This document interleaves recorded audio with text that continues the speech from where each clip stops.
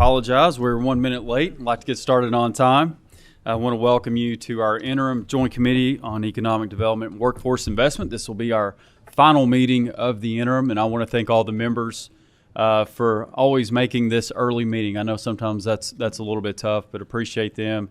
I want to appreciate our staff and what they've done here for us over the interim. So does any member, before we begin roll call, have recognition, anybody they want to recognize? Okay, and if everyone could please silence your phones before we get going, we'll get rolling here. Sasha, please call the roll. Senator Boswell. Here. Senator Funky Fromeyer. Senator Gardler. Senator Harper Angel. Senator Howell. Here. Senator Mills. Up here. Senator Storm. Senator Thomas. Senator Wheeler. Senator Wilson. Here. Representative Baker. Here. Representative Bauman. Representative Bratcher. Representative Callaway. Representative Camuel. Here. Representative Duval. Here. Representative Elliott. Representative Gentry. Here. Representative Griffey. Here. Representative Huff. Here. Representative Jackson. Present. Representative King. Present. Representative Kulkarni. Representative Lawrence. Representative Lockett. Here. Representative Pratt. Representative Sharp. Present. Representative Tackett Lafferty. Representative Truitt. Co-Chair Wise. Present. Co-Chair Branscombe. Present. And we do have a quorum. First item on the agenda is approval of minutes. Do we have a motion? Do we have a second? And a second. All in favor say aye. All opposed? Minutes pass. Next on the agenda, putting young Kentuckians to work. If you all could come to the table, please.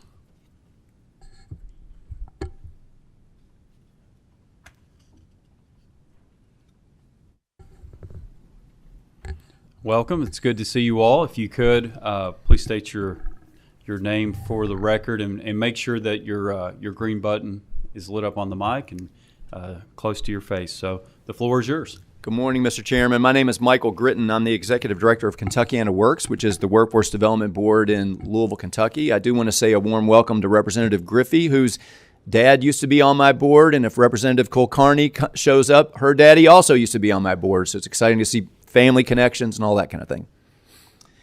Hi, good morning. My name is Myra Wilson, and I'm the Executive Director for the Cumberland's Workforce Development Board, and we are the 13 counties surrounding Lake Cumberland, and I just want to thank each of you for being here before we get started, and thank you from my peers that may or may not be here. We have Corey Ymer in the audience, but you all have been extraordinary to work with, and we can't say enough good things about you and the work you do, and we also let all your constituents know all the good things you do to support us. All right, with that, we'll get started. So in the spring, we talked to you guys last year and then through the fall about funding or helping us to fund the young Kentuckians that are 16, 24 years old that are not in school, they're not working, and we want to thank you from the bottom of our hearts for that funding. The result of that will be over 3,000 job placements in 2 years, and we'll be happy to always report back as often as you would like about how the money is being spent and what the results of that money are. The next slide is the workforce boards, the 10 workforce boards in Kentucky, and we just want to make sure everybody recognizes their area wherever they sit. We have 8 colleagues around the state, and 7 of the 10 workforce boards are supported by the local area development districts, and we appreciate all that they do for us. We appreciate all the things that the Education and Labor Cabinet do for us. Without their support, we couldn't do the things that we do as well. Mr. Chairman, we wanted to make sure you all know just a little bit about where the money went and how it's being spent. So we got the notice, obviously, in HB1 back in April. The way the money flowed, even though technically it was given to Kentuckians Works, the workforce board in Louisville, to distribute to the 10 workforce boards, it technically went to the workforce cabinet. So we had to create a contract with them in July. Then we had to sign contracts with each of the 9 workforce boards to get all that done. The money started flowing in September. Placements began. You can see that they've started slowly, but part of what we're excited to show you today is that we have 921 enrollments in this program. Remember, we're serving 2 populations, high school seniors, particularly those seniors who are not going to college. And we're also serving young adults who are not in school and not working. What Myra described to you before is these are called disconnected young adults. There are roughly 75,000 of them across the Commonwealth in the best economy that we've had in 50 years. Lowest unemployment rate, lots of opportunity. So if you're a young adult who's not in school and not working, you need a helping hand somehow to get you on the right side of that. What you can see here is we at Kentuckian Works bought a technology system called Launchpad, and we've used that now and rolled it out across all 10 workforce boards. So we can track this kind of data and show it to you in real time. How many young people are enrolled? How many job placements have we made? And so we'll be happy to give you updates whenever you want it. But we're very happy to show you that we're tracking that across the board. And you can see so far EKSEP has the most, and I'll hand it back to Myra to give you more details. The services that we're offering, they're there on the screen, but in addition to that, we're also working with KCTCS, helping to get people through training. We're doing job readiness. We're doing career coaching. We're working with pre-apprenticeships to make sure we get people in the right roles.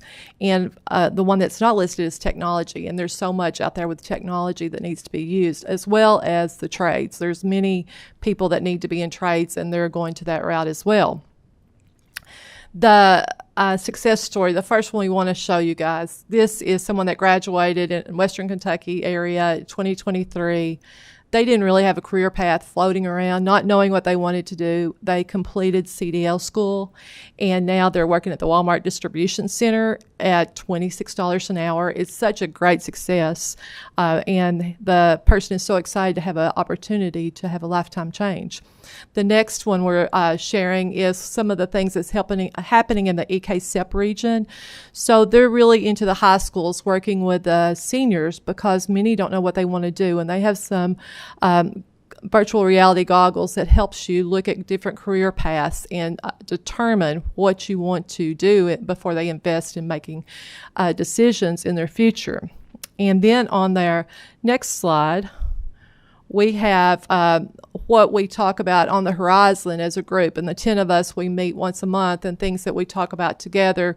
Of course, we want to see expansion if that's an opportunity to continue this work. We are partnering with every entity that we normally partner with and helping where that there is no funding in other areas to help with this. We're working with our employers. We understand what they need in each of our local areas, knowing that it's different by sector. And the long-term impact. We don't want to put someone just into a job, and this is not going to be what your career is going to be. And then, of course, continued collaboration. The one, we had a success story yesterday that happened in the Cumberlands, and I was just very thankful that it did occur before I came today. It was Mr. Hancock out of Greene County, and he had heard about this program and contacted us. He was able to sign up for lineman school. And his explanation was that it's going to change his young family's entire life. And he's just so thankful for the opportunity. And we're thankful for the opportunity to serve him. And that is all we have for you all, and leaving it open to questions. Well, thank you all. And I guess I'll kind of get us kicked off here with a question.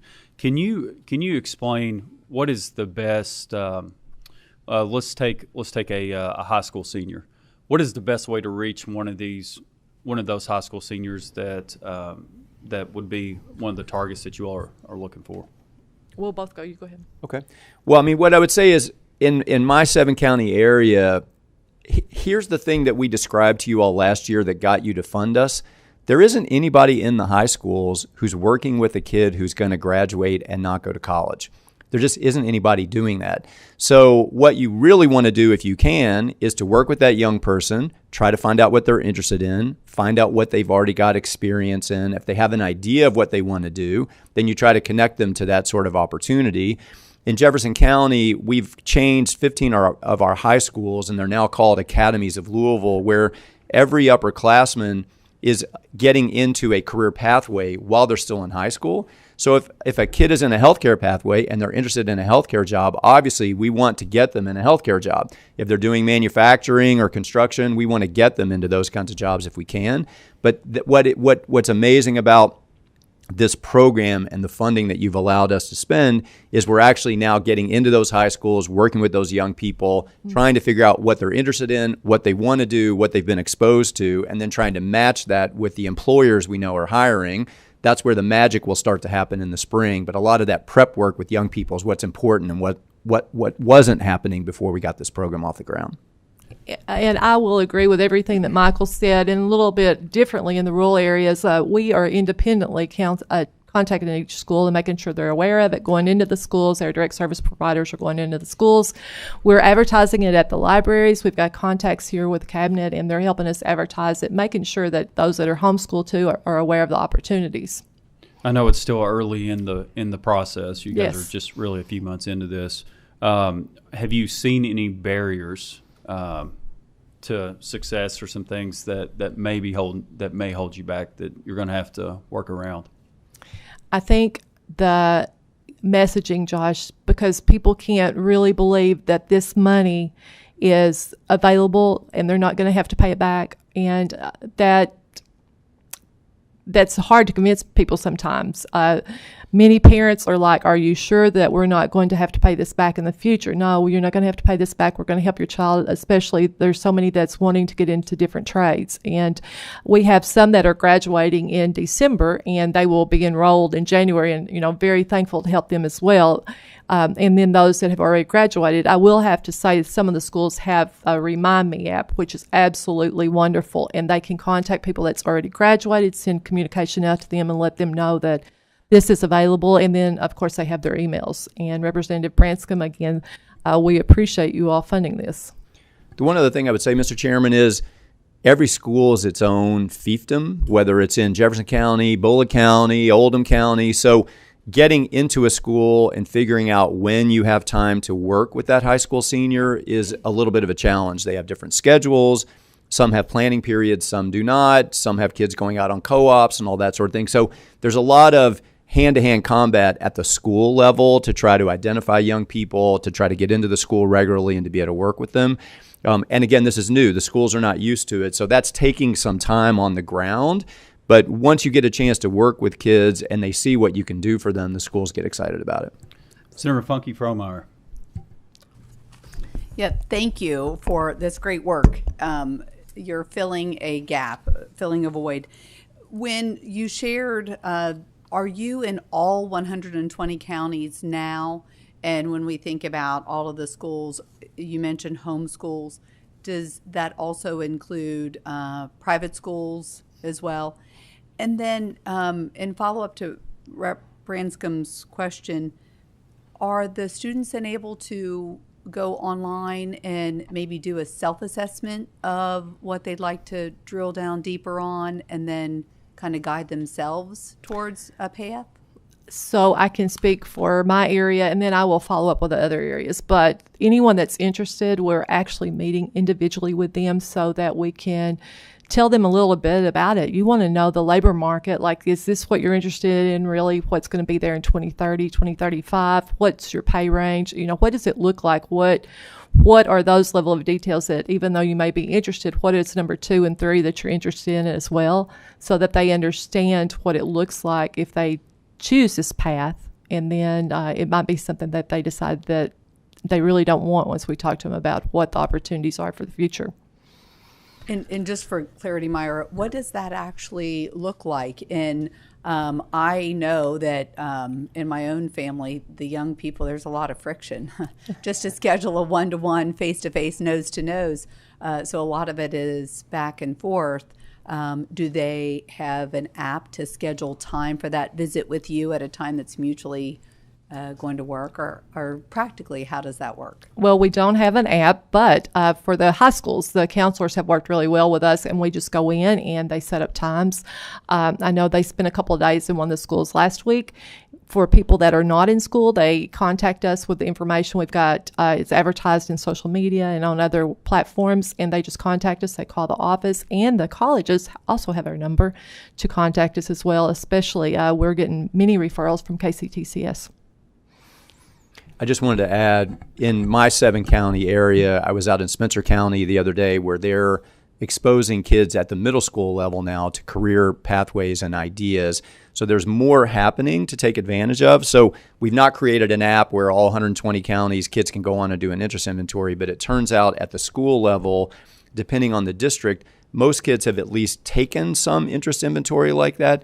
So again, part of what you have to hack through is data sharing agreement so that we can get access to the thing. If Myra's already filled it out, can we get a chance to see it so we can, when we meet with Myra, we can start with what they already know about what Myra is interested in. If not, then we'll have tools that we can use for sure.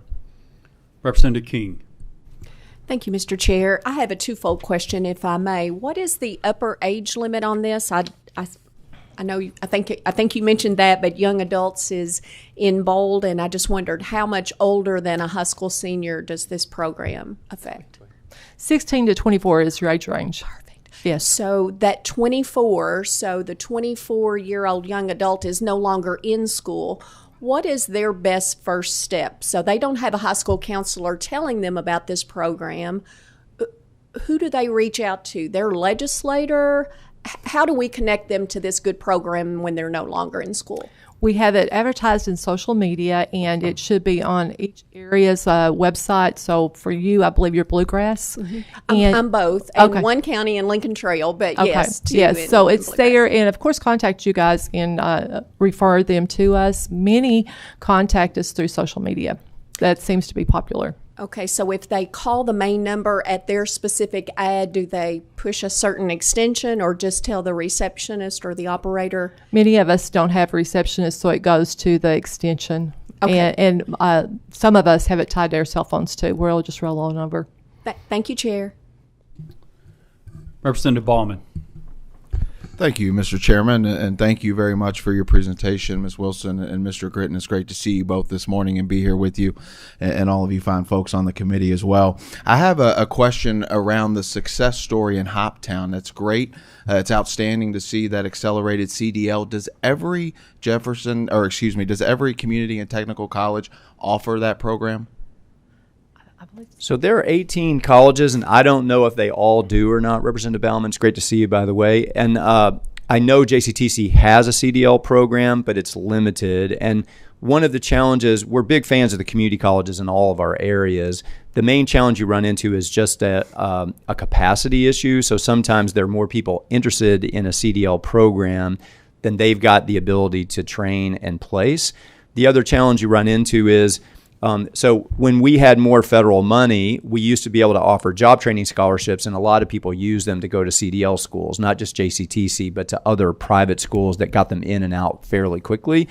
As that federal money has declined, that's one of the big losses that we've run into. We just don't have the funding to do that anymore in the Louisville area, and I think it's true of a lot of my colleagues. So I know a number of the community colleges have that program, but the capacity tends to be pretty limited. And a follow-up with that, we do have a training provider list, and if they can't get into a community college, we can use that training provider list that's already been approved. Thank you. Mr. Chairman, could I ask one more question, please? Yes.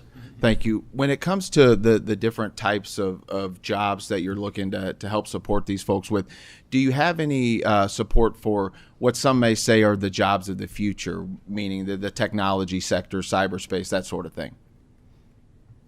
Well, I mean, the main challenge is picture that we're working with people that are either high school seniors who are not going to college or young adults who have struggled and you're trying to get connected.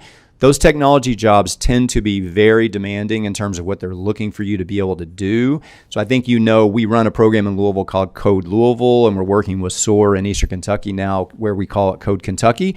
But again, you have to have some pretty significant skills to be able to even get started in a technology job. So that's not the first place that we're looking. Yes, small level, but it's much more likely to be healthcare, manufacturing, construction, right? Or in the hospitality area where there are a lot of jobs you can get straight out of high school. And then there are lots of career pathway possibilities once you get started.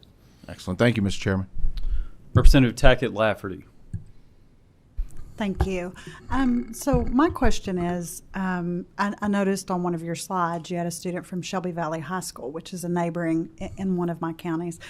So how are you working with the schools in the communities? Are you first going to the technical schools, or are you working with the boards of education? How are you getting to these We're actually just contacting the high schools. Most of the superintendents, we have, most of the workforce boards have a committee, which is called your youth committee. And those representatives from that youth committee are made up of principals, superintendents, or counselors within the school. And when we received the funding back in April, the approval, we started advertising it then and sharing it with them. It is an easy ask to get into the schools. Once they realize that the funding is there, they're so cooperative to work with. So we can't say enough good about the schools. And, it's the ATCs as well, because they need help to get those people that have got some certificates already, but they need additional certificates. Thank you. Senator Boswell. Thank you, Mr. Chairman. Part of my question was answered about the age limit already. So what I see in my area, having been in the employment business for 35 years of my life, I see that there seems to be a lot of jobs for people coming out of high school, and I don't think the amount of jobs is a problem in my area.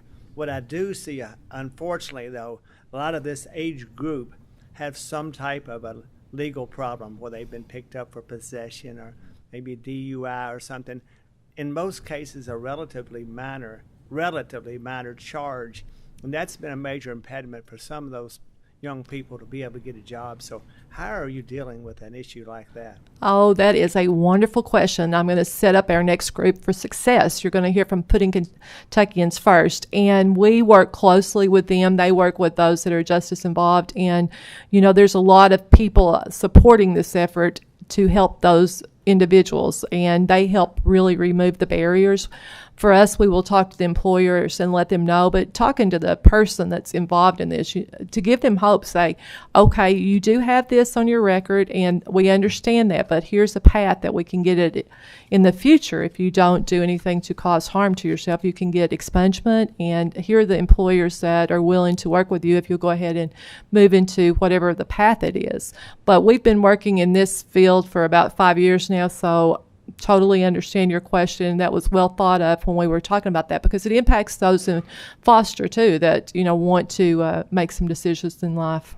The only thing I would add is I know you all are familiar with Amy Luttrell from Goodwill, and in the 7 counties that Kentuckiana Works is in charge of, Goodwill is the contractor and partner that runs the young adult program for us that we call the SPOT, the Young Adult Opportunity Center. And so Goodwill just opened in downtown Louisville 2 weeks ago a brand new building that's dedicated. It's called the Young Adult Opportunity Center, and that program, the SPOT, is the main thing happening there. So we're going to be serving over 1,000 young people in my 7-county area for the first time in 20 years, because we're now blending city funding, state funding, and a little bit of federal funding to be able to try to create the magic for those young people. And part of what Goodwill brings to the table is expertise in expungement. So I know you all have made some strides in trying to make it easier for people to get their records expunged, particularly when they're young or when the offenses are relatively minor. I know that's a tricky debate, but that really helps. And then our job is just to show them that there's a pathway. You do not have to be involved in that kind of world if you don't want to. There's a pathway that really looks more promising. And if you can show them that that pathway is real, oftentimes they'll take your hand. The recidivism rate for the young adults who are involved in the court system, once they join our program, is less than 10%. So the vast majority, if we can just get a hold of them and connect them to a caring adult, will go in the right direction. In fact, if I can make just one more comment. Sure. So one thing that I see, and I think that we may have to look at this in the legislature, maybe many people may not realize right now, but if you're a young person, you get charged, let's say you get charged with DUI. You get tied up in the court sometimes 6 months to a year. But that charge goes on your record immediately, even if you haven't been found guilty. And that's a serious concern that I have as I see young people who are struggling because it's as if they're convicted already. And I'm not really sure in the state of Kentucky if those charges need to go on somebody's record as a permanent record. And then what happens is if you're found innocent, if the charges are dropped, it stays on there unless you apply for expungement. So that's something as we go forward that we may have to look at to help these young people. Senator Howell. Thank you, Mr. Chairman. Mr. Gritton, I had a follow-up question on something a comment you made earlier. And please don't give me the long technical answer. But you mentioned the data sharing agreements with the schools, and we had talked about that we knew there'd be some integration obstacles. And anytime you do something new with set processes, have you run into a bunch of roadblocks like this on integrating in with schools? Not that the schools don't want to work with you, right? Or if the providers, have you identified some other roadblocks that you routinely see? And is there anything we can do to help on our end to help with that? I think we're going to be able to solve it because at the Jefferson County Public Schools level, we're talking about 95,000 students. And so we're working on a data sharing agreement that would allow us to get to the kind of assessments and other data that Senator Fromeyer was talking about before. In most of the other counties, the districts are smaller. It's easier to get to it. We've not had any trouble. And again, they're identifying kids that we can work with to try to get in co-ops or internships while they're still seniors as a pathway to getting the kind of job we want to get them next May and next June. Thank you. Thank you, Mr. Chairman. Thank you all very much for your presentation, and I think I can speak for the committee. We look forward to seeing the results and having you back here in the future as you kind of get everything up and going fully implemented. So thank you all for your presentation. Thank you all very, very much. Thank you, Chair Branscombe. Thank you, Mr. Chairman. Thank you, committee. Next item, update on Kentucky manufacturing and construction industries. If you all can make your way to the table.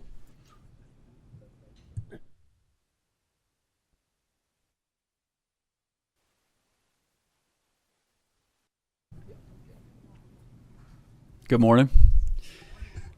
If y'all don't care, make sure that your green light is on and the microphone's pulled up close to you. If you could, state your name for the record, and the floor is yours. Yes. Richard Vincent, Executive Vice President of Associated General Contractors of Kentucky.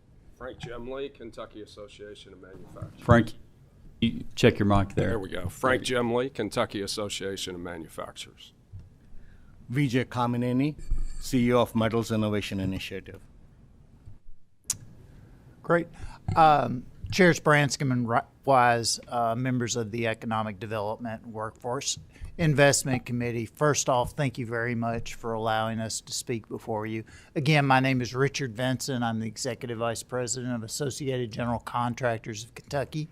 AGC of Kentucky is a commercial construction association representing roughly 550 general contractors, specialty contractors, and industry associates across the state.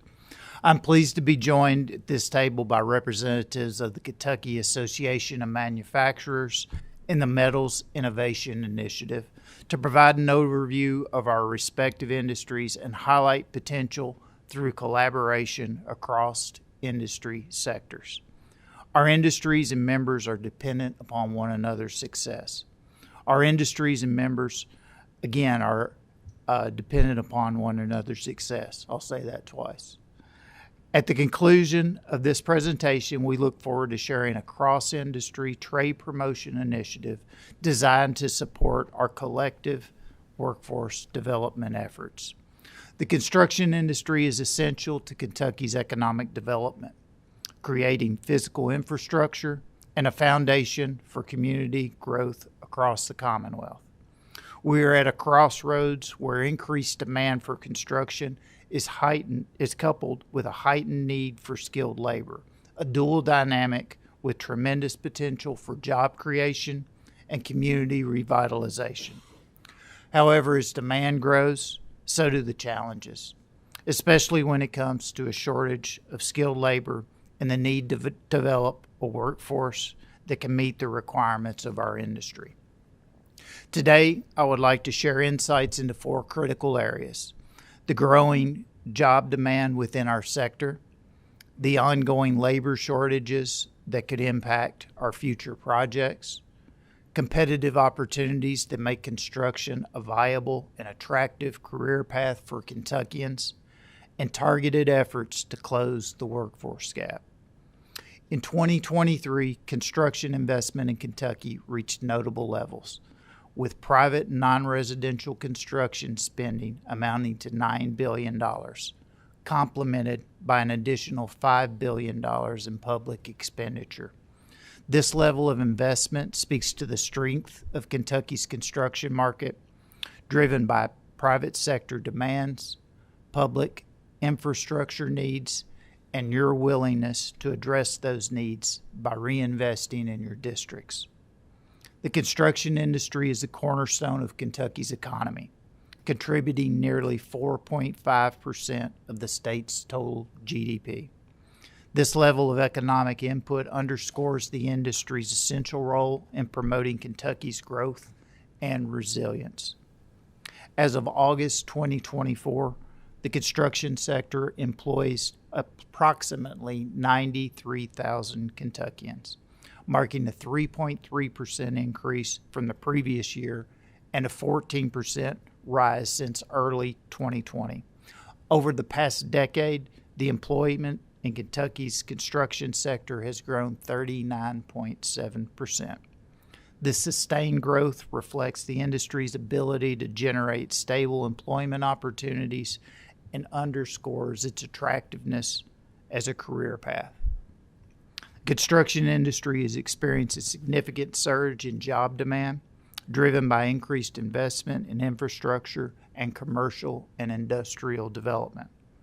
Labor shortage remains a persistent issue across Kentucky's construction industry, presenting a potential barrier to growth and progress. Factors such as an aging workforce and a generational shift away from the trades influence this skilled trades gap. A recent survey of AGC of Kentucky members indicated the following. While 57% of our respondents indicate increased headcounts, 98% of firms reported hourly craft position openings. 91% are having difficulty filling hourly craft positions. That's a 27% year-on-year increase. Nearly a quarter of our respondents reported having 11 or more craft positions open. Of the 86% that reported experiencing some type of delay, 76% indicated a shortage of workers as a contributing factor. This shortage may slow Kentucky's economic momentum if unsolved, as construction projects are key to infrastructure improvements, housing availability, and regional development. In recent years, the General Assembly has significantly emphasized trades-related careers through both broad-based initiatives and targeted approaches. The industry is appreciative and looks forward to that investment paying off. Kentucky's construction industry is making a solid case for itself as a lucrative career path. With wages that outpace the state median income, skilled trades such as electricians and welders have become appealing options for many, just not enough. Kentucky's construction industry faces a critical workforce gap in crucial careers such as masons, plumbers, and heavy equipment operators, which poses significant challenges in meeting growing demands. To address this pressing issue, the AGC of Kentucky, in collaboration with organizations like the Home Builders Association of Kentucky, Kentucky Association of Master Contractors, the Kentucky Highway Contractors, and other members of the Kentucky Construction Career Choice Council, K4C, spearhead impactful workforce development initiatives. A key effort is an annual K4C Construction Career Days. This two-day event is designed to bridge the gap between education and industry needs. This year, the event engaged over 4,000 students and featured 70-plus industry vendors, offering immersive, hands-on experience to high-demand trades. Students have the unique opportunity to interact directly with industry professionals and explore career paths in construction, sparking industry and enthusiasm for these vital roles. Through a collaborative approach, K4C illustrates workforce demands, promotes apprenticeships and other career pathways, and prioritizes outreach to students in the Commonwealth. These efforts expose students to dozens of careers in the industry delivered by Kentucky's top construction employers. share just a conversation that I had just a couple years ago with one of the instructors. He had his students at K4C, and we're standing around talking about the event, how to make it better. And I asked him, so what's your favorite part about this K4C event? And he said, well, tomorrow. I was kind of taken aback. I'm like, well, what did we do wrong? He said, no, tomorrow, because that is the best day of class I have with these students. They come in, they're engaged, they're excited, they've received a taste of what the industry is about. They've had the opportunity to sit on this equipment, to touch, to smell, to experience. They've gained perspective. And those type of instances, those type of exposures are what we have to continue to build our workforce. And with that, I'll turn it over to Frank Gemley with Kentucky Association of Manufacturers. Thank you, Richard. Good morning, Mr. Chairman, members of the committee. Thank you all for your invitation. We appreciate the opportunity to share our views with you. And it's particularly good to be here with my colleagues, Richard and BJ, whose organizations are doing such great work for the Commonwealth. Our mission at the Kentucky Association of Manufacturers is pretty simple: to help make a better Kentucky by promoting and growing manufacturing, to help create more opportunities, better opportunities for Kentuckians, and to attract the investors and innovators that will grow businesses and build factories here in our home state. We're focused both on Kentucky manufacturing and on the entire Kentucky economy, the entire business community, because neither succeeds without the other. A few top-line numbers bear out why manufacturing is so important to our Commonwealth. There are about 250,000 Kentuckians directly employed in manufacturing. They produced over $40 billion of contribution to the state's GDP last year. Economists will tell you that most manufacturing, or that American manufacturing jobs will support, most economists will say, about 2.5 indirect jobs. Robert Lighthizer, who was President Trump's U.S. trade representative in his first term, and is reported to be coming back into the administration to the president's second term, has a different point of view. In an article earlier this year, Lighthizer asserted that it's not 2.5 to 1 indirect to direct jobs, but that each American manufacturing job supports between 7 and 12 indirect jobs. Now, regardless of which number is correct, those numbers illustrate how vital manufacturing is to America and to Kentucky's economy. Our top policy priorities at CAM are energy, tax and business climate, and workforce. Let me briefly tell you what our top initiatives are for each. To help address our state's energy challenges, we've established Kentucky's first statewide energy roundtable for business leaders. The roundtable is an educational forum so that business leaders can hear from experts from across the complex field of energy and share with one another their circumstances and their opinions. It'll also be a forum to help build consensus within the business community on energy policy so that we can be a good partner for you, the members of the General Assembly, as you set that policy. And our second meeting of the Energy Roundtable will be later this week in Lexington. On tax and business climate, we'll soon be announcing a Blue Ribbon Commission of business leaders from across Kentucky to evaluate how Kentucky can grow its contributions to the nation's critical industrial sectors, to develop recommendations for you and for the governor, with a particular focus on growing industrial capacity in the critical economic sectors such as defense, aerospace, etc., And we're doing so because the challenges that were laid bare by the COVID-19 pandemic, and which we see every day in the media internationally. China's stated goal of becoming the world's leading economic and military power, and the continuing war in Ukraine are creating real challenges for American companies that compete globally.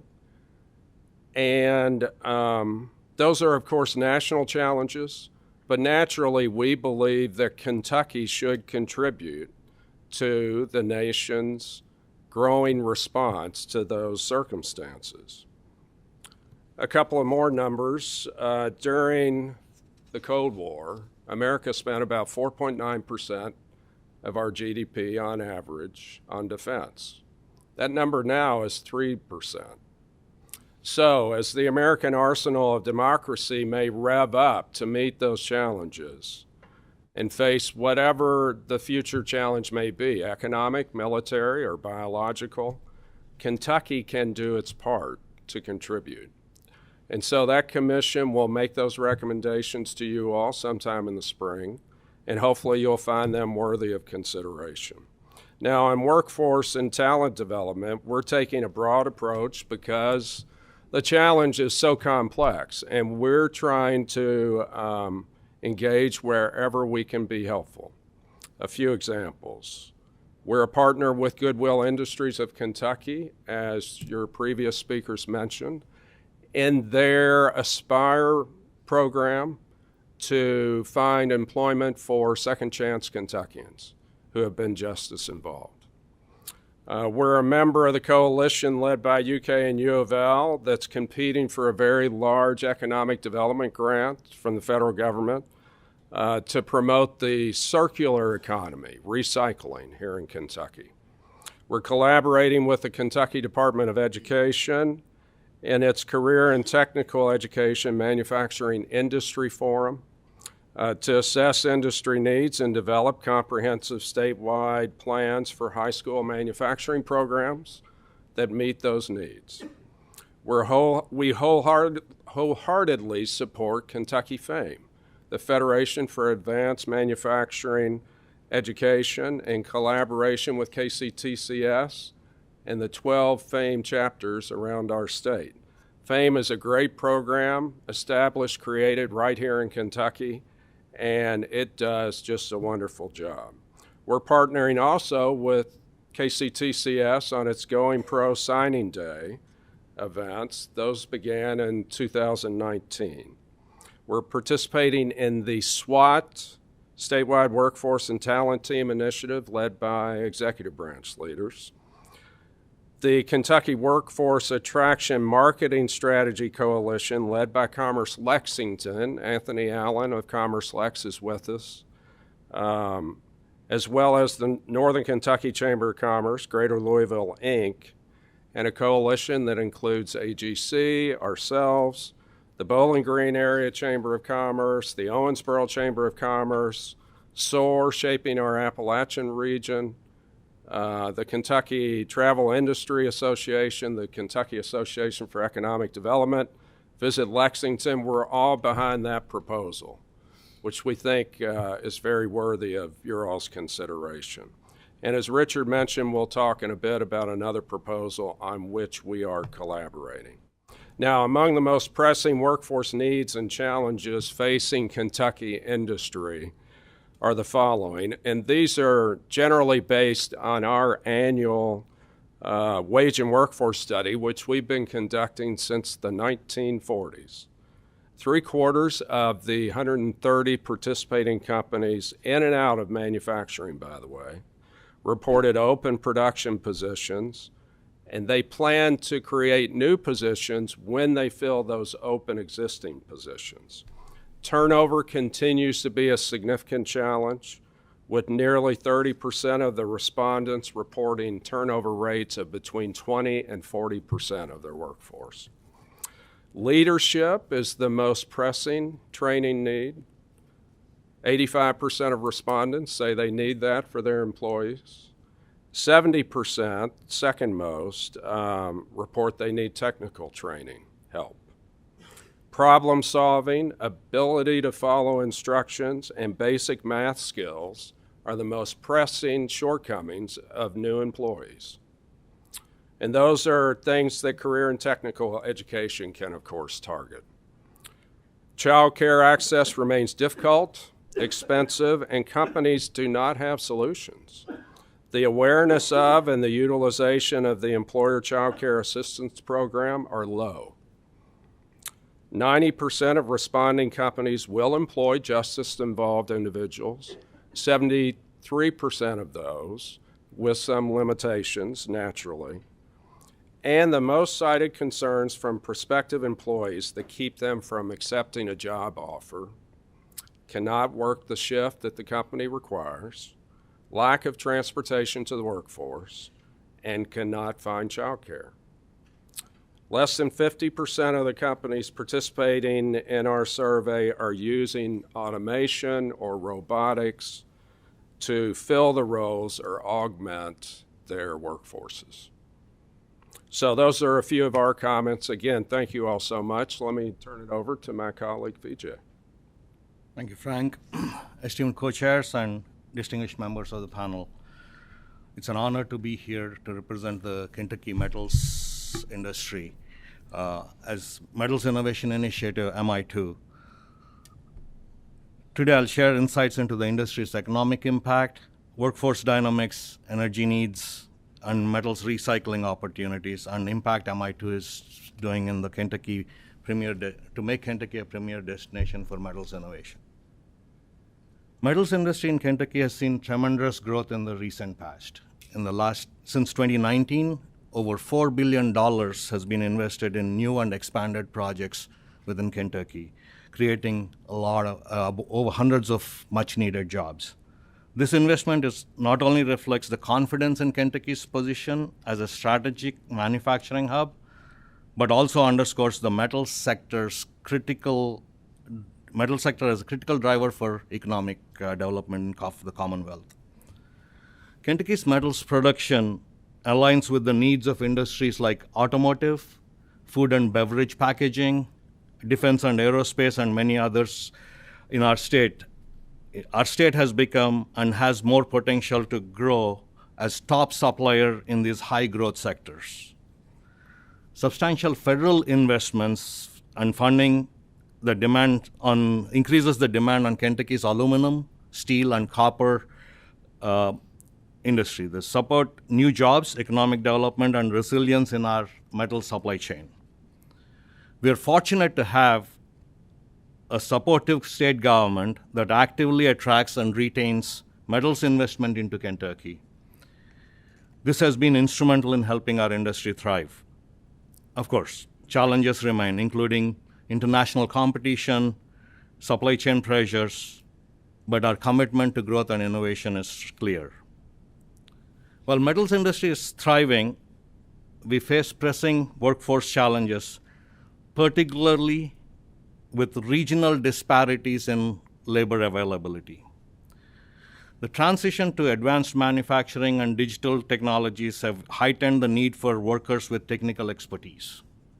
Kentucky's community colleges and technical programs are working to address this gap, but the industry demand is high.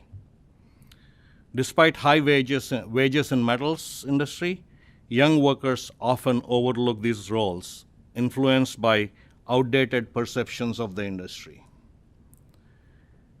To address these issues, companies are partnering with Kentucky community and technical colleges to create training pipelines. The incentives to attract younger and diverse talent, including apprenticeships, on-job trainings, job placement programs, are proving effective.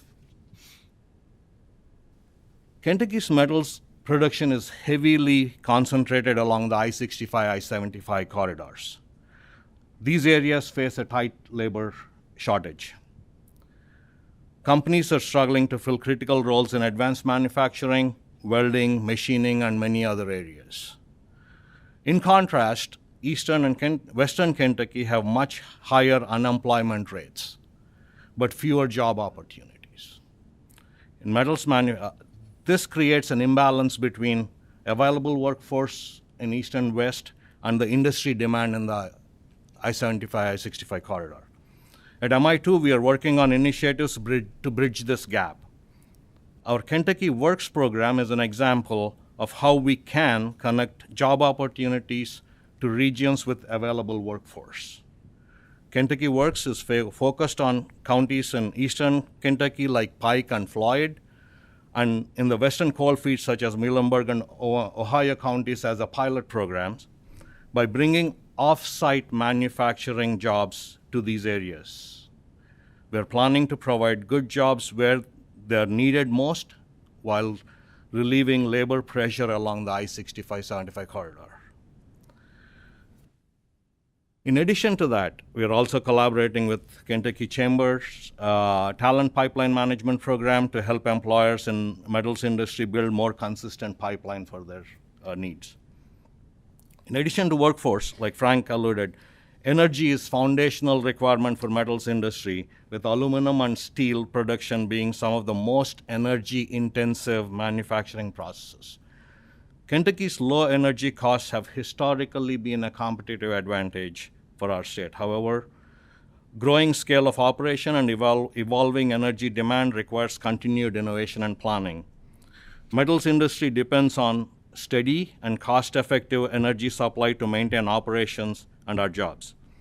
Raising energy costs or supply disruptions could significantly impact our production and competitiveness. Many Kentucky metals processors are actively exploring renewable energy opportunities to align with the sustainability commitments and reduce carbon emissions. Lastly, Kentucky has a great potential in metals recycling, particularly in aluminum, which uses up to 95% less energy than prime aluminum production. However, we face several obstacles in realizing this potential. Maintaining a steady supply of high-quality scrap metal is challenging due to logistical complexities and growing demand internationally. Many recycling facilities in Kentucky needs modernization to handle increasing volumes and to enhance recycling efficiency. Most importantly, Kentucky lacks the infrastructure to collect and bring post-consumer metal scrap into our circular economy and keep it from reaching the landfills. We're partnering with University of Kentucky's Game Change for Circular Economy Initiative and University of Louisville's Rebecca Energy Program to pilot sustainable practices in metals facilities. A little bit about MI2. MI2 was formed in the fall of 2022. It feels like 1922. Driven by executive leaders from 7 major Kentucky metals manufacturers across aluminum, copper, and steel in partnership with Kentucky Cabinet for Economic Development. Together, our mission is to make Kentucky a national destination for metals innovation. Unlike traditional trade associations or research labs, MI2 is a 501c3 nonprofit that brings Kentucky ecosystem together: industry, academia, government, and economic development organizations. It's a systemic, complex problem that can only be solved if you all work together. To identify and address pre-competitive challenges facing metals and manufacturing sector. Our offices are headquartered in WKU Innovation Campus in Bowling Green. We are partnered with University of Kentucky, Western Kentucky University, University of Louisville, Kentucky Community Colleges, and many others to address the workforce innovation needs. MI2 engages with K-12 students, universities, and training programs to build interest in metals careers. For example, we work with University of Louisville's Business School on case studies that prepare students for manufacturing careers. We are developing metals industry certification program in partnership with Kentucky Community College System. Each year, MI2 holds an innovation competition to connect tech startups with Kentucky metals industry. This year, Louisville-based Pascal Tags won the competition, selected by a panel of experts from manufacturing technologies. These partnerships ensure Kentucky metals sector remains in the forefront of innovation. as Frank mentioned, we recently co-hosted the Kentucky Industry Conference in Louisville, where over 450 industry leaders, academics, policymakers gathered to discuss innovation in Kentucky metals and manufacturing industry. We're partnering with the University of Kentucky on economic impact study to demonstrate the broad influence Kentucky metals sector on Kentucky's Commonwealth's economy. In just 2 years, MIT had significant strides in supporting and strengthening Kentucky metals industry. We're with collaborations with AGC and CAM and key partners. We ensure the sector continues to grow and evolve with over $15 billion in output last year and employing over 36,000 Kentuckians directly in high-paying jobs in metals production and a central role in national supply chain. Kentucky's metals sector is one of our state's greatest assets. With that, I'll be open for any questions. Thank you all for letting me speak, and with that, I'll turn it back to Richard for Thank you very much, Vijay. And I'd like to just close by giving you a brief overview on an initiative that CAM, AGC, and KCTCS are currently investigating, and that is how to bring Be Pro, Be Proud, an initiative started in Arkansas to Kentucky. The transformative program, which already is operating in 6 states in addition to Arkansas, Georgia, New Mexico, North Carolina, South Carolina, and Tennessee. Several other initiatives, Texas and others, are in the pipeline right now. It has significantly addressed workforce challenges in these states by inspiring youth and building practical pathways in the skilled trades workforce. Be Pro, Be Proud seeks to bridge the skills gap by introducing students to careers in high-demand construction, manufacturing, and technical trades. By aligning industry needs with educational opportunities, the program sparks interest and provides clear pathways into these essential professions. The Mobile Trades Promotion Vehicle is the centerpiece of the Be Pro, Be Proud initiative. This state-of-the-art vehicle will travel to schools across Kentucky, bringing hands-on learning directly to the students. Equipped with cutting-edge simulators and virtual and augmented reality tools, it offers a safe and engaging way for students to experience careers in the trades. Whether a student is operating a heavy machinery or welding simulator, or exploring a construction site via virtual reality, the immersive experience leaves a lasting impression, sparking curiosity and excitement about careers in skilled trades. The goal is to create memories and inspiration that students can carry forward, a moment that can ignite a lifelong passion and a promising career. Yeah, and we proudly stand shoulder to shoulder with AGC to support and recommend this program. Thank you. We think it will be a windfall for students, for parents, for teachers, for KCTCS, and for businesses around Kentucky. So we're proud to support it together with AGC. Thank you all, and thank you for your presentation. Appreciate everything that you all do for your respective industries and your organizations. And I've actually seen these vehicles, and they are very impressive. So, and I love hearing when you all are talking about partnership and collaboration. Big fan of that. So, appreciate that very much. Representative Jackson. Thank you, Mr. Chair, and thank you, gentlemen. That was an in-depth explanation of each field, but very, very beneficial. And this is not a political question at all, but Richard, like in construction, would you know what percentage of your 93,000 are immigrants? No, sir, I don't know that Okay. I could completely answer that. Okay. Frank, manufacturing? I do not, sorry. Okay. I can look for that, but I haven't seen that number. Okay. Okay. VJ? I don't have that number with me either. Okay. Right? Okay. All right. Thank you, sir. Senator Mills. Gentlemen up here, I'm going to ask a tough question today, and I'm not meaning to put you on the spot, but it's the right time, I think, to ask the question. You know, we have recently lost a mega manufacturer, a metals manufacturer. More than likely, the reason we've lost that was energy. You know, that was lost in a place that desperately needed jobs, had available employees and workforce. In the last year, we've shut down another metal manufacturer in Senator Boswell in my backyard, probably close to 1,000 jobs because of energy mainly. So my question is, you know, how can you say that you're interested in energy, but yet, you know, CAM didn't support 349, Senate Bill 349 this last session?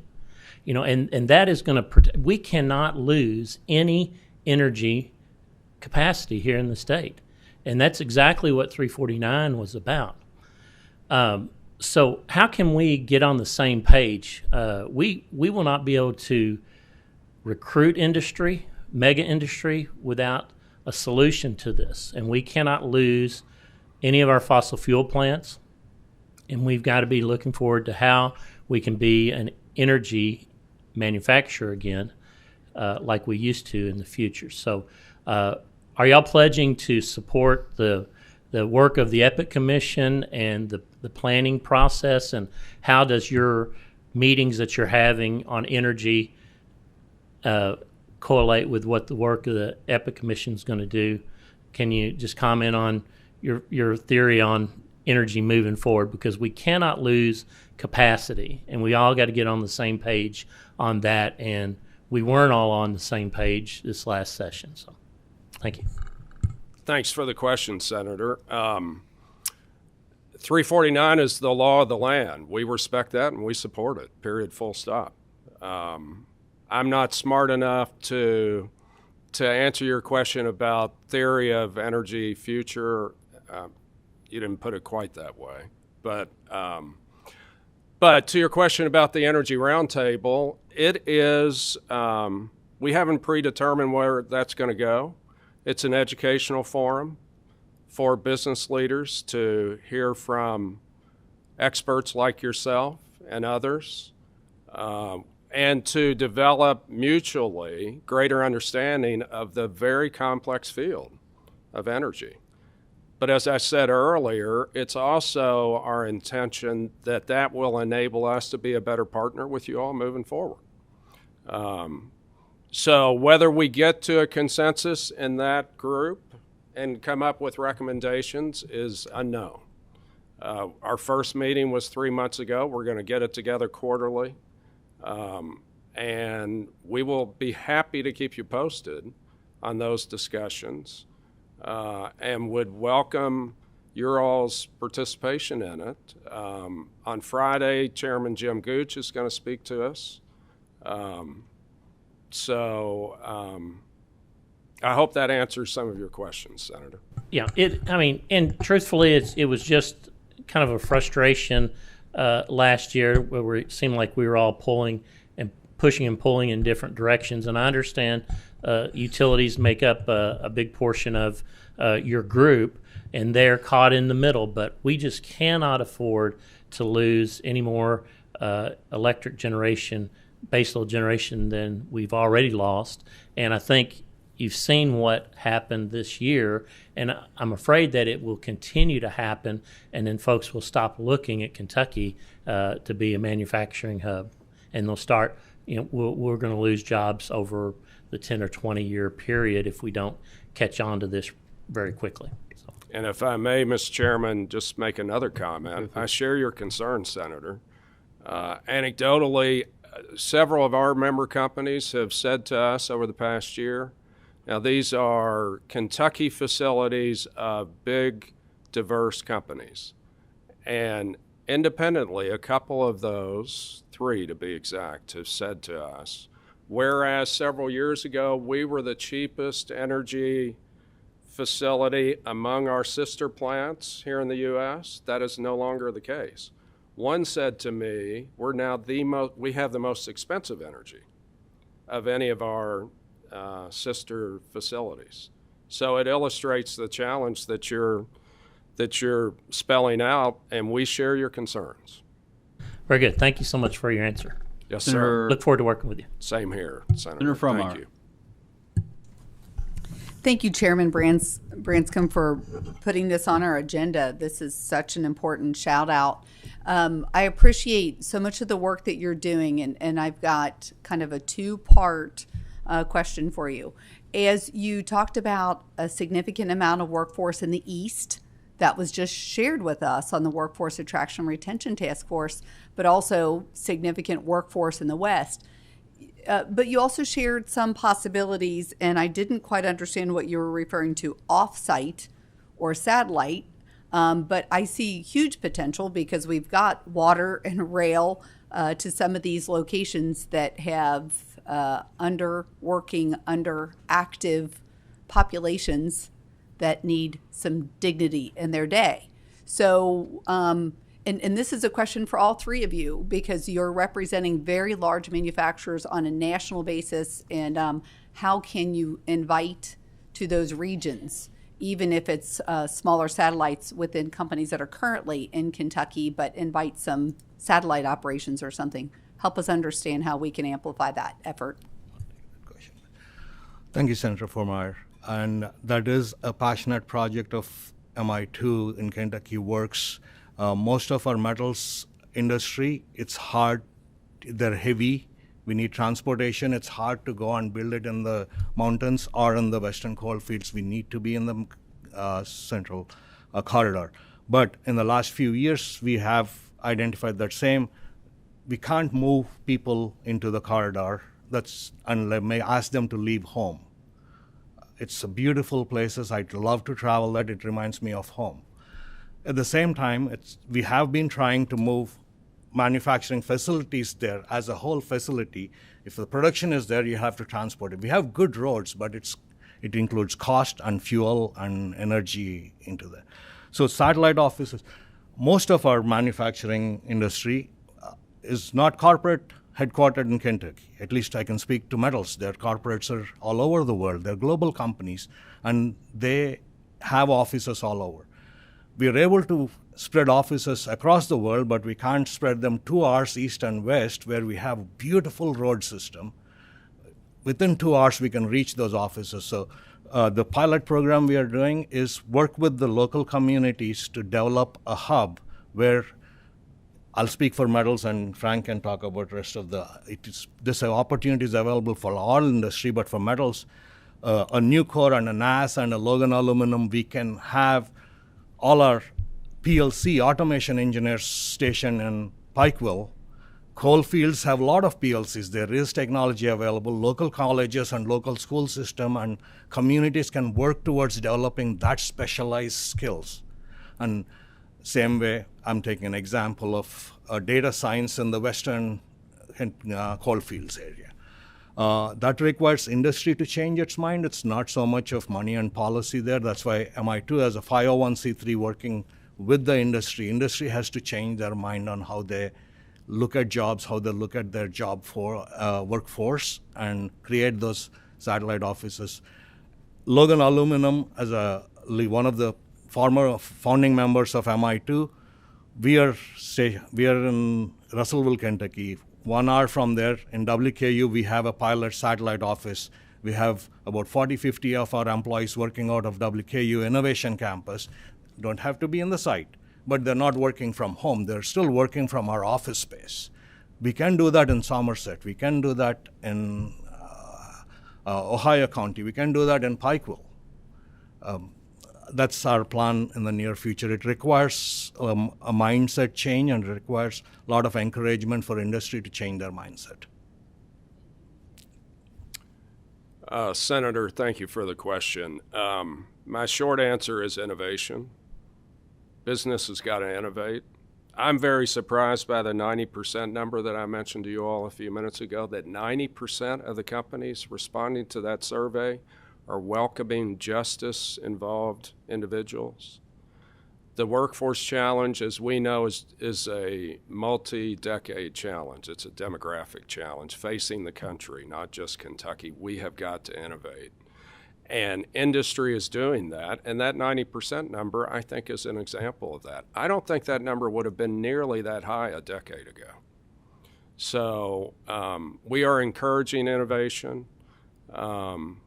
We welcome your all's advice and regarding this very complicated question.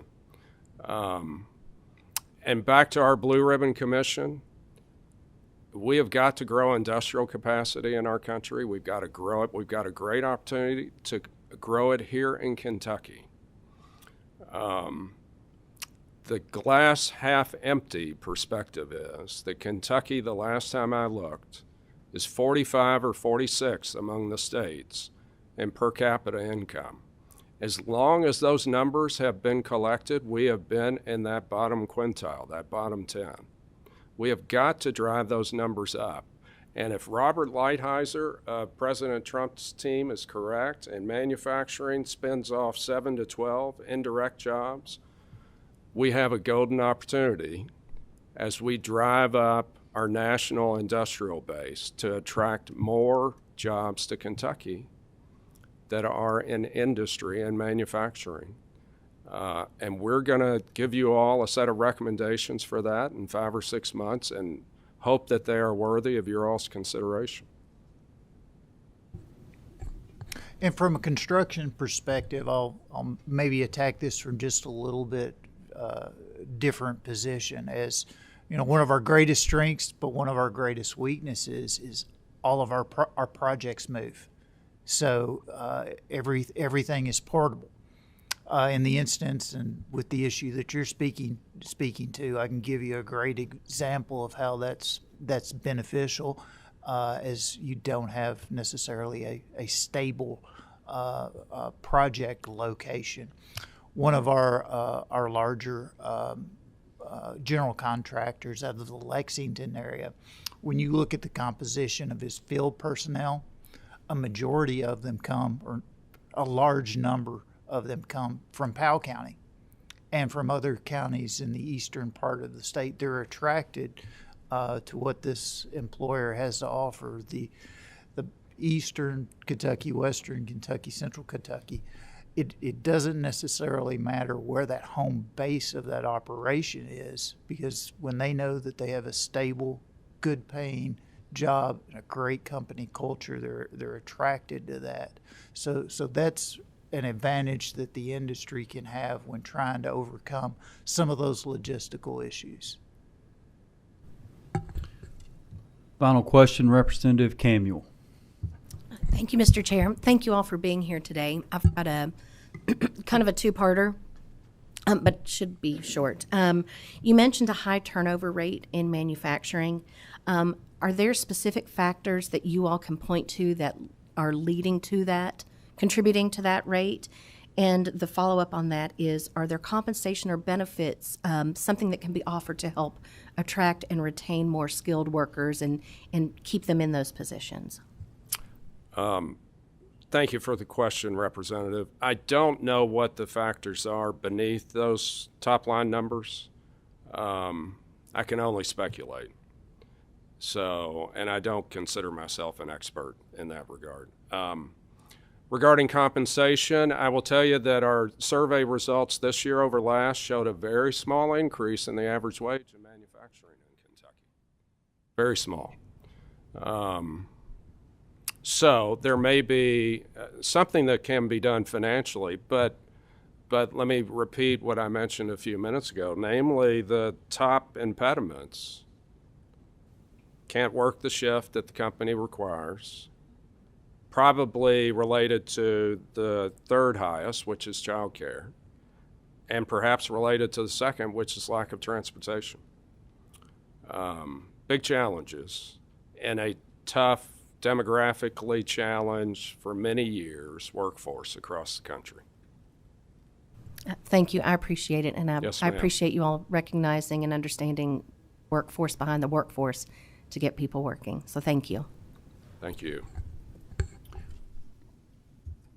Thank you all very much for being here today. I really appreciate your presentations, and hopefully we'll hear back from you here soon. Thank you, Mr. Chairman. Thanks. Thank you all. All right, next up, and our last agenda item, putting Kentuckians first. Last item of the day and last item of the interim. No pressure. You get to bring us home. And for many of you, if you're on the War Task Force, you've probably seen parts of this presentation. We thought it would be very important to have them back in front of the full committee. This is a very important initiative and wanted to give them an opportunity to be before the full committee today. So if you could, please state your name. Make sure the green light is on your microphone and pull closely to you, and state your name, and then the floor is yours. Good morning. Thank you for having us. My name is Aaron Pointer, and I'm the Director of the Reentry and Employment Services Branch. Thank you for having us this morning. I am Michael. It was long, I thought. Thank you for having us this morning. I'm Michael Epdegraff. I'm the Senior Coordinator for the Reentry and Employment Services Branch. We're going to discuss today the operations of the Reentry and Employment Services Branch and our core program, Putting Kentuckians First. We're going to share a little bit about our operations and then share with you the data and statistics, which I really think show the impact of the work that we get to be a part of every day. Here's our mission and vision statement. I'm not going to read it. However, I do want to point out that what we do is really activating the workforce system, and specifically components of the Education Labor Cabinet and those organizations within the Education Labor Cabinet, to intentionally serve the justice-impacted population across the state. In summary, you can see that our goals are to really develop, facilitate, and deepen the effectiveness of serving that judicially impacted population across the Commonwealth. Aligning state, regional, and local resources to do that. And a big focus is building that trust between the judicial system and the judicial entities with the workforce system and those organizations that are tasked to do this work.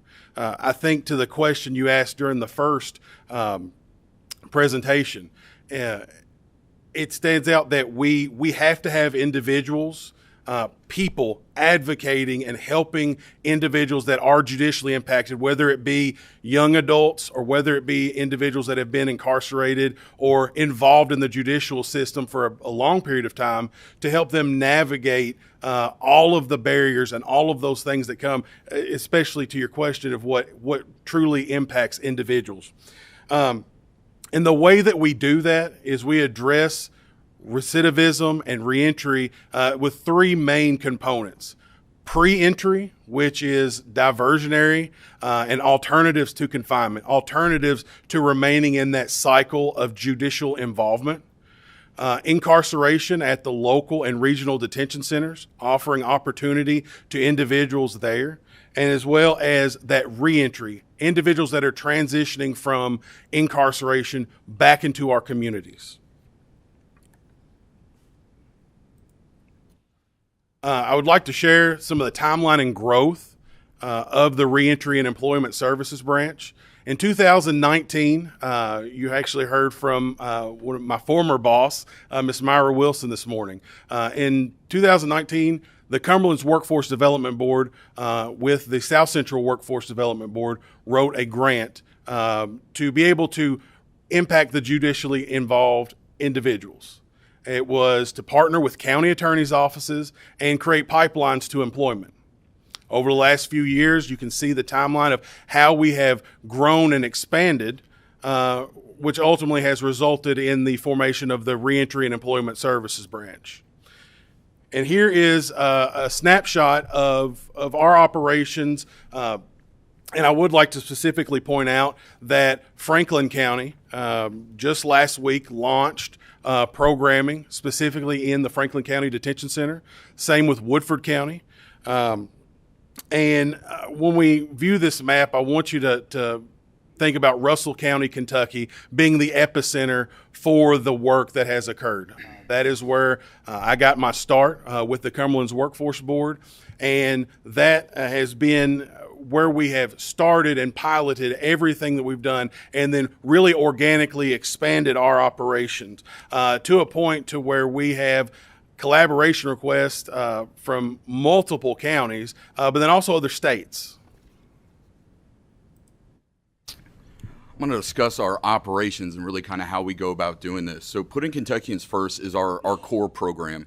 That's actually where our name started initially, prior to becoming a Reentry and Employment Services branch. But what this is an opportunity for us to extend the digital arm of those Kentucky Career Centers and those Kentucky Career Hubs into those rural resource desert communities.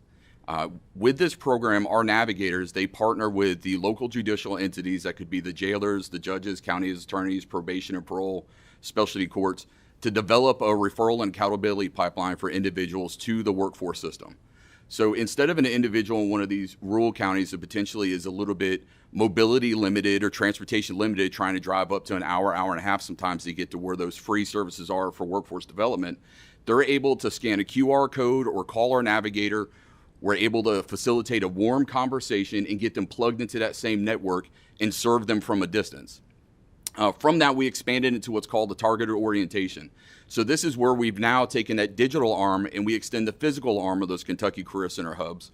So on a reoccurring basis, we come to a county, and right now we're operating in 24 of the counties with the orientation classes themselves, where we bring the Office of Vocational Rehab, the Career Development Office, those veteran representatives, the Kentucky Local Adult Education, and then our branch, and we set up at one of these locations at the county.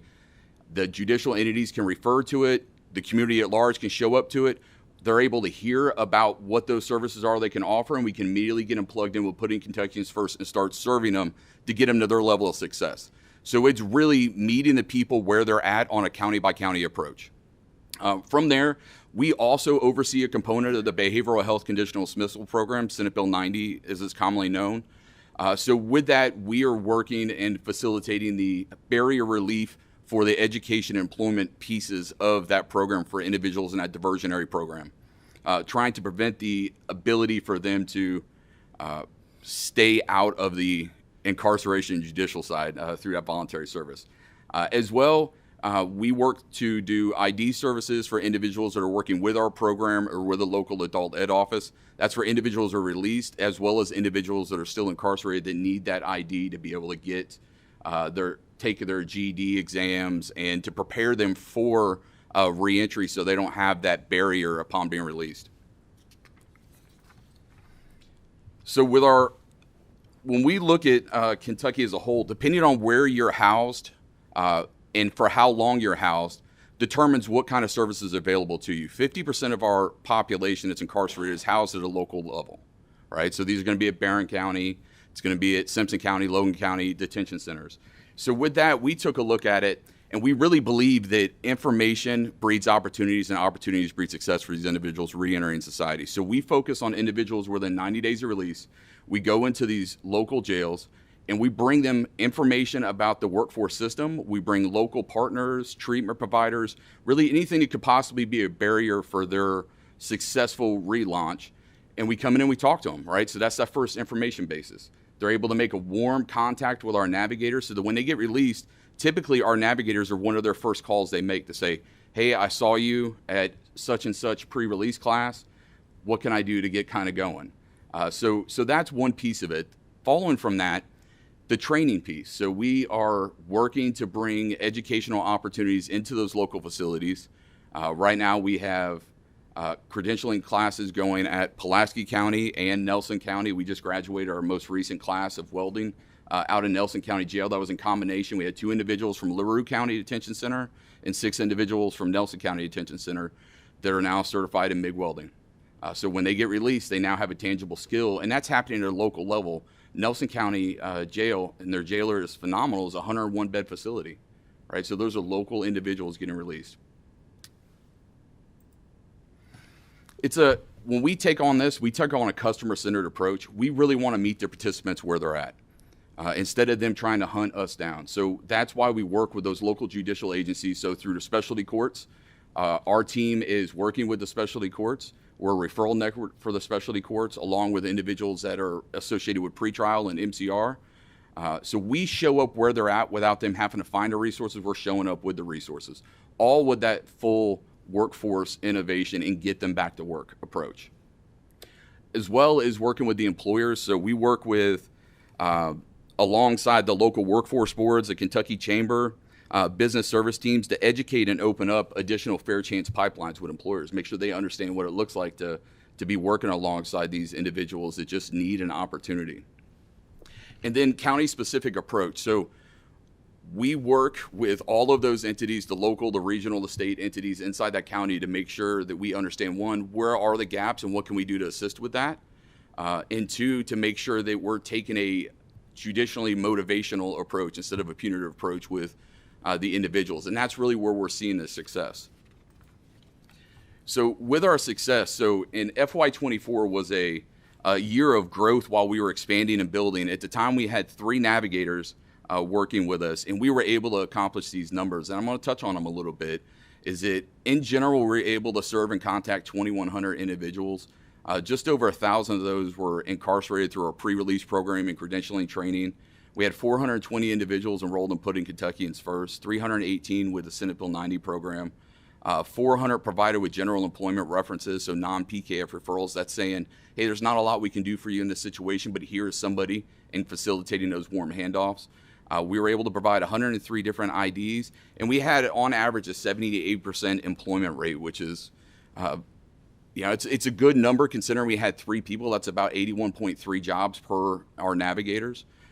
And then 100% graduation rate with our training cohorts that we were doing at the local facilities.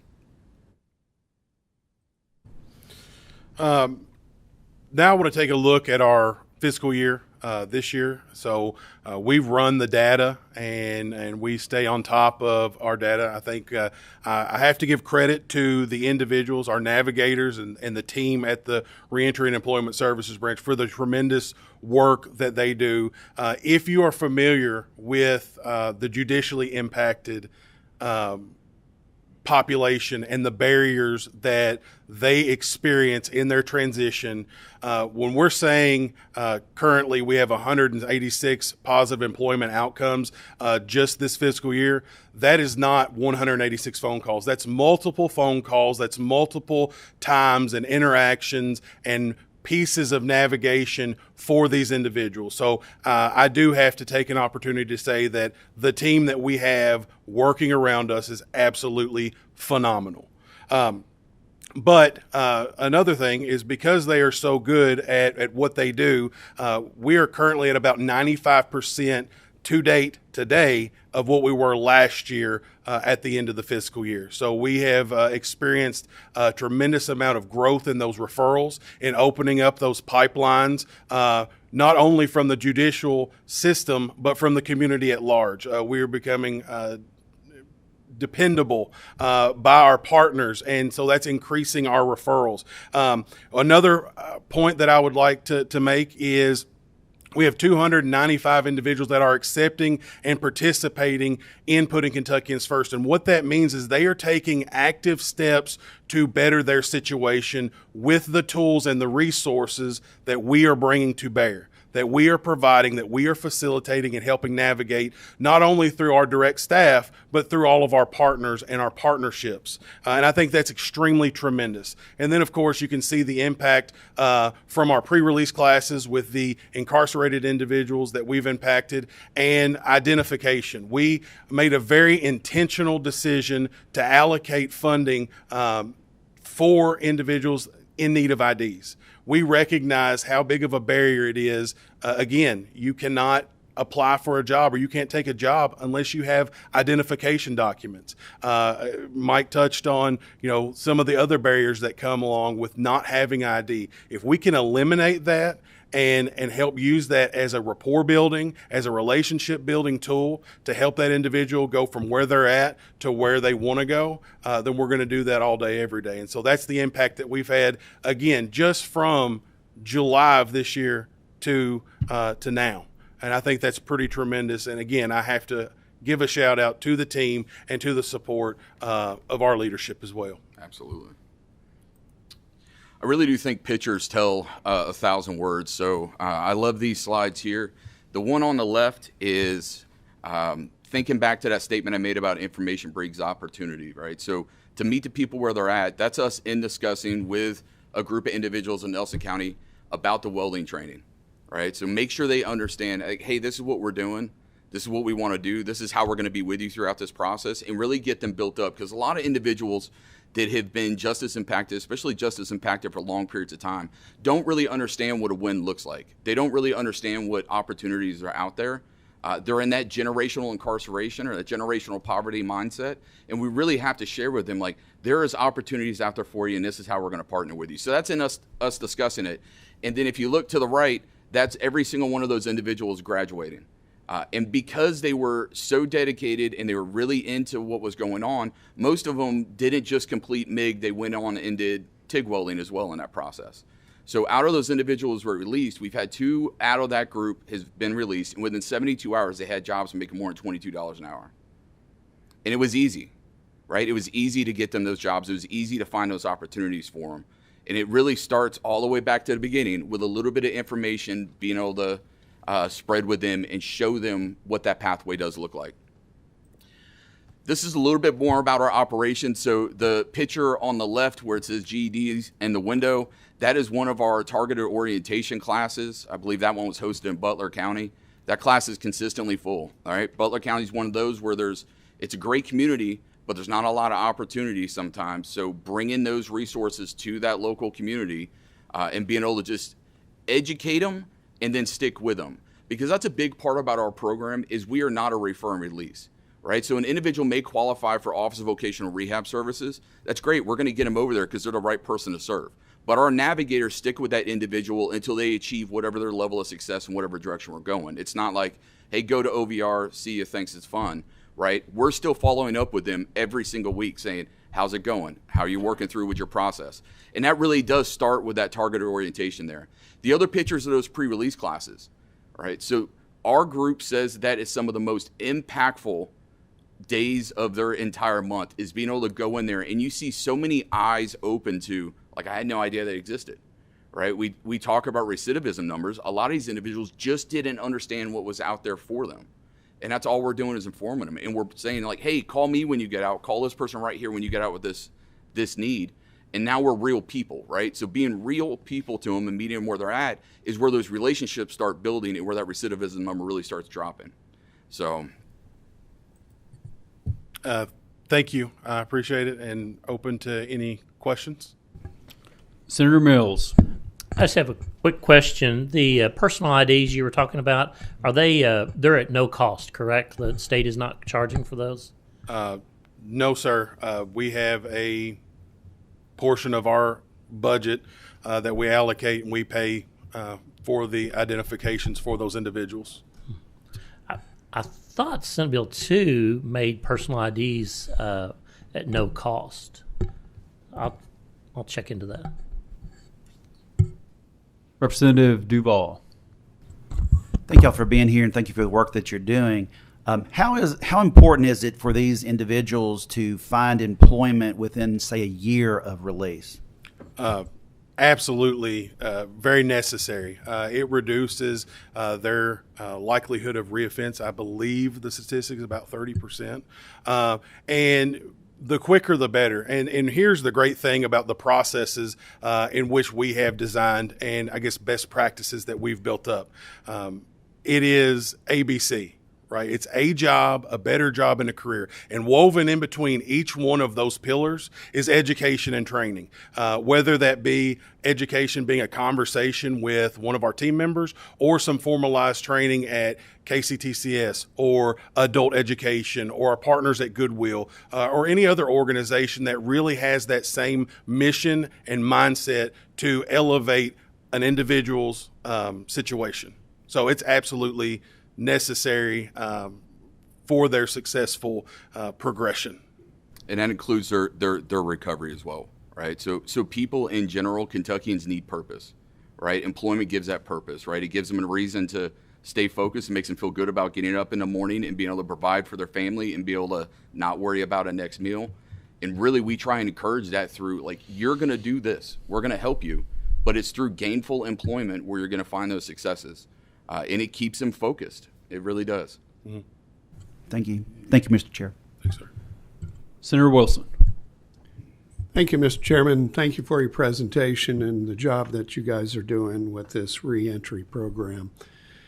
One of the things that I have a question about is in your vision statement, it's talking about removing barriers. I know one of them that hasn't been mentioned is housing for these individuals. A lot of times, I know I participated in a Goodwill thing that they have where we had to go through all of these things, and I kept getting put back in jail. So, so anyway, how do you address that for these individuals, specifically housing?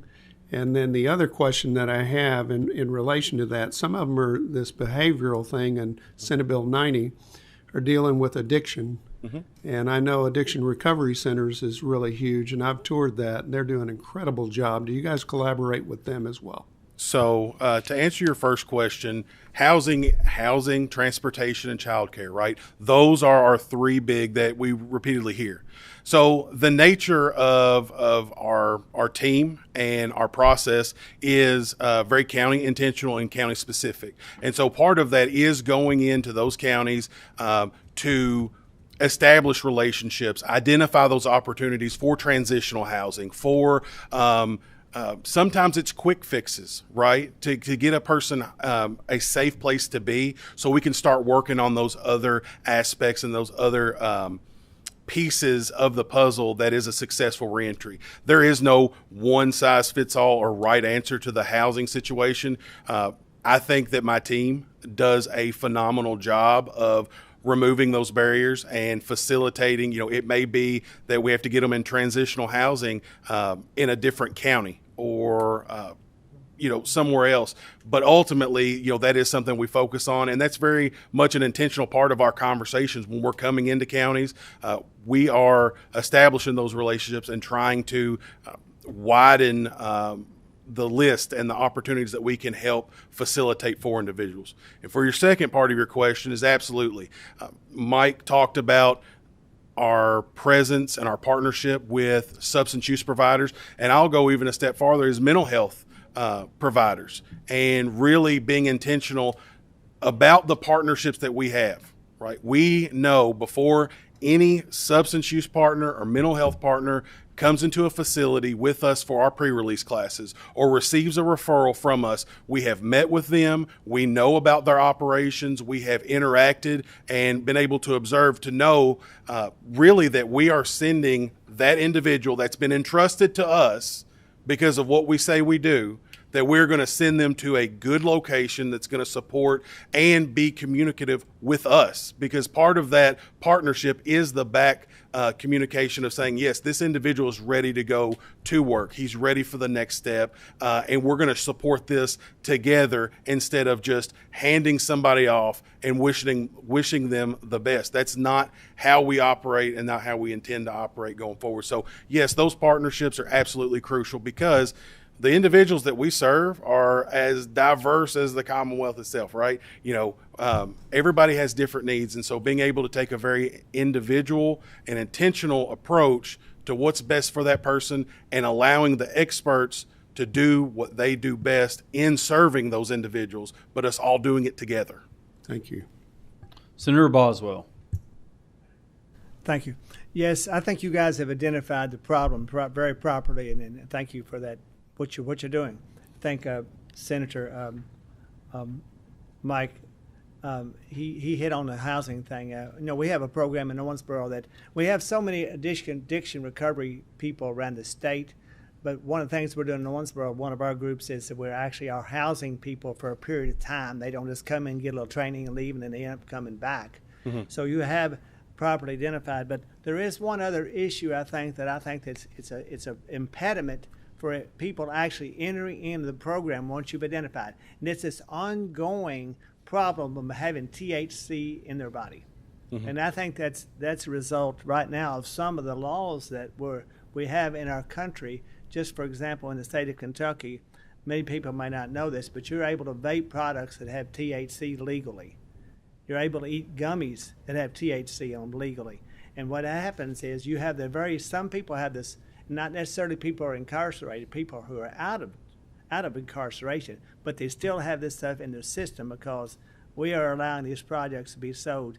To me, what I see with some of the employers in our area, people are underemployed as a result of this particular problem.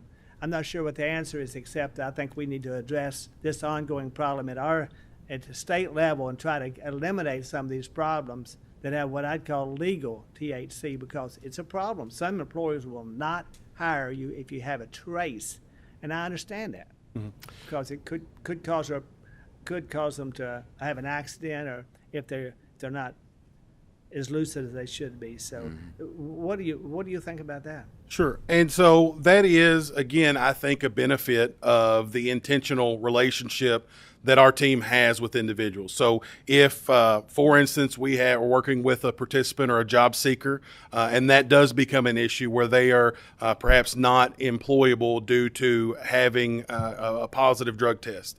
Our relationships with the employers and with that individual, we're going to determine, what the cause, why did they not get hired, right? Because we are really focused on sending intentionally good referrals to our employer partners, right? That's what builds a good relationship and opens up those pipelines. So if that's identified as an issue, right? If THC or substance use is identified as an issue that's preventing this person from progressing, we're going to start to look at that and incorporate, as the other senator talked about, those mental and behavioral health, substance use providers to help us address that. And really, again, taking a step back is educating that individual that this is not the way that we progress, and this is not the way that we can move forward. That's the way I think that we address it, and then also just making sure that we're addressing the whole individual and really establishing the reality of being able to progress and achieve those goals, and not letting something like that be a stumbling block. Thank you all for your presentation and for being here today. And Aaron, I've sat there and watched you grow this program from just right there in our area to now statewide, and other states are also taking notice. So I want to commend you and your staff and Mike and everyone who's working on this, and keep up the good work. And we appreciate you being here. Thank you. Thank you all. Thank you all, Tim. That wraps up our agenda. Co-chair wise, any final words?